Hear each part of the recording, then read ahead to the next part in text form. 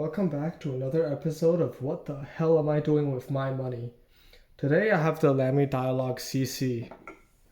The Lamy Dialog CC looks like a lipstick, writes like a lipstick, works like a lipstick. Right off the bat, the Lamy Dialog CC is absolutely not a cheap pen. In most of the stores I've seen the pen, it goes for around $675 Canadian. Pre-tax.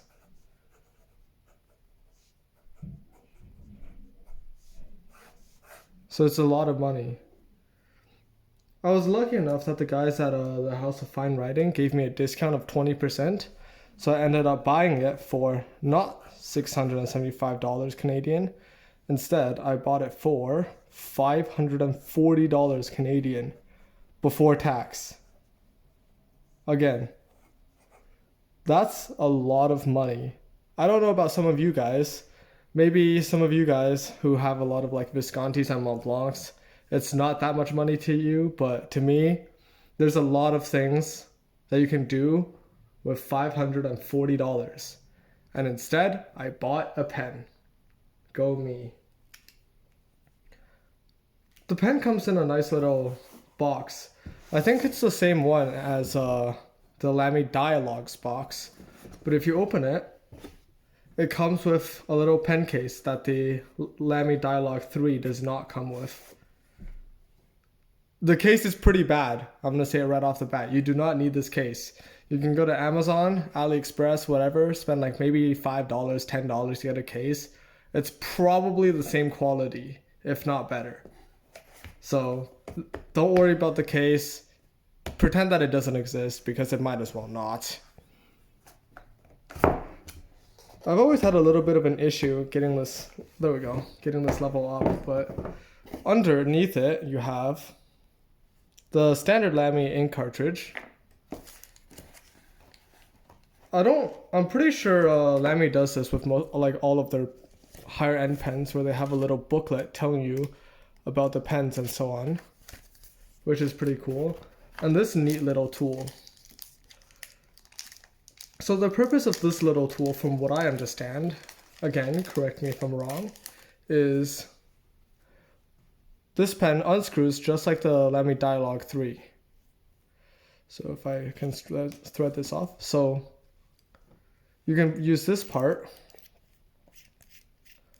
to secure it in there, and then you can activate the rotating mechanism without using the other half of the pen. Not sure what the point of that is, but then again, it is there, so one day I'll probably figure it out. So as you've just seen, this pen screws to uncap. It's a pretty unique mechanism, but it has the same problem as the Lamy Dialog 3, where if you screw it, there's a little bit of resistance at the end. But after that, if you screw it again, the whole thing just comes loose. And it actually took me quite a bit to be able to fully understand, I guess, like where it ends and where it begins. Especially without the line that the Dialog 3 has to guide you, to tell you that you've screwed too far. So as you can see, I literally just did it right now, so. I think this cap is probably the most interesting out of the other capless pens, because if you rotate it, you can actually see the cap go down.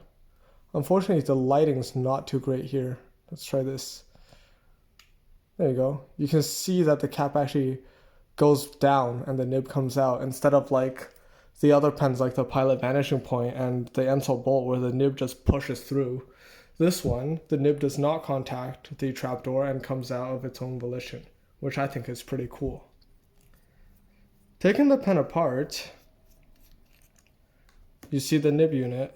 So this nib unit is, again, a screw-on nib unit. So if you screw it off like this, you can see that it comes off. The thing that I think the Lamy Dialog CC does better than the other retractable pens is that you have this ink window and you have Lamy's pretty solid converter, I'd say. It's one of the better converters on the market.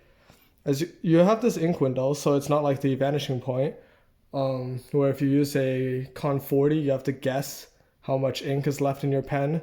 This one you can just tell, yeah, I have ink in there, I'm good to go. And then you just take this, put it back in there, and screw it on. There we go. And once you have that, just take the back body of your pen, screw it in there, and voila, your pen's back together again. I'm not 100% sure the material of this pen, because the website just says it's lacquered metal, but I don't remember where, but I think I saw an image complaining about the rust on the Lamy Dialogs. I don't remember where it is. I don't even remember if I actually did see it. Maybe I'm just hallucinating, but I could have sworn I saw an image of someone complaining about the rust on the Lamys. My most likely guess it's aluminum, so it shouldn't rust. But again, I'm not too sure, so bear with me here.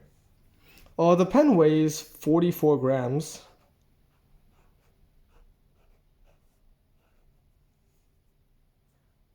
And that's not a light weight. That's a pretty hefty weight compared to the 30 on the vanishing point and the 23 on the Ensel bolt. So it's decently heavy, but honestly, like, I don't really feel the weight. I can write pretty comfortably and I'm not really bothered by it. Even doing like longer writing sessions, it just doesn't really bother me, so I don't know. Like, but I am pretty disappointed that even though it's like significantly shorter than the Lamy Dialog 3, the weight doesn't represent the fact that it's like way shorter than the Lamy Dialog 3. So I'm a little bit disappointed with that. But since we're comparing the pen to other pens already, let's take a look at the pen next to some of my other capless pens. If you watch my other videos, you've probably seen these pens quite a few times already, but you can see that it's definitely the chonkster of the bunch, but again, it's still a lot smaller than the Narwhal Eclipse.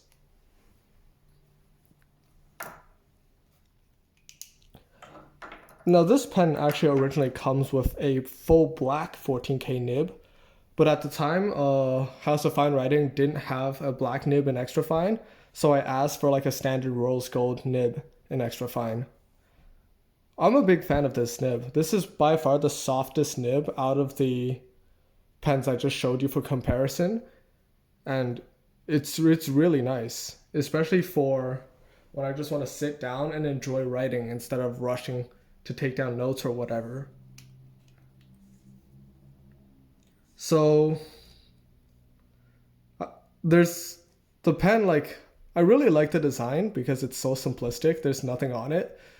I like the lines of the Dialog 3, but I don't mind not having it here just because I think it makes it look even more like simplistic. It doesn't have the clip that the Dialog 3 has, but it does have this little roll stop. It doesn't really bother me, so I personally like it because it gives me something to grip onto with my thumb. I'm a big fan of that, but I know some people will probably still get upset by this roll stop because the whole point of getting rid of the cap or the clip is so when you grab onto it, you're not grabbing onto the cap, but there's still this roll stop for you to grab onto. So I know at least a few people who will not be very happy about this, which, I mean, it is fair enough, but yeah. The thing that like kind of irks me is that like the roll cap doesn't even work all that well. So like as you can see, like with like pretty minimum effort, I can like get it to roll pretty far. So it's not even a good roll stop. So I really don't know what this thing's doing, to be honest. Yeah, let's go with some quick writing samples.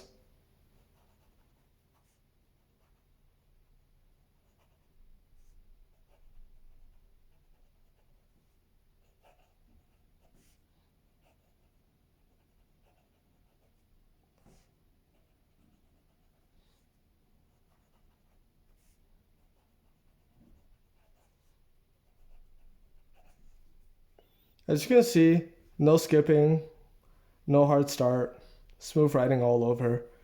Again, I really do have to emphasize the softness and smoothness of this Lamy 14K nib. I know Lamy has some issues with their quality control, especially in the widths of their nibs, but I think I struck gold with this one because this is exactly, oh, come on. This is exactly what I wanted from a Western extra fine. If I can just hold the pen properly, I think it does have a bit of a sweet spot. Like if I move it over a little bit, like you can see that it does like struggle to write a little bit, but other like if I can get it on the sweet spot like properly, it's a pretty smooth writing pen, and I'm a pretty big fan of it. So yeah, there's a little review of the Lamy Dialog CC. Should I have dropped $600 after tax on it? Probably not. Do I love it? Heck yeah. I think it's a pretty cool pen, but it's pretty expensive. So buy at your own risk, I guess. That's the video on the Lamy Dialog CC. If there's any other pens you want to see, let me know. But for now, have a good day. Peace out.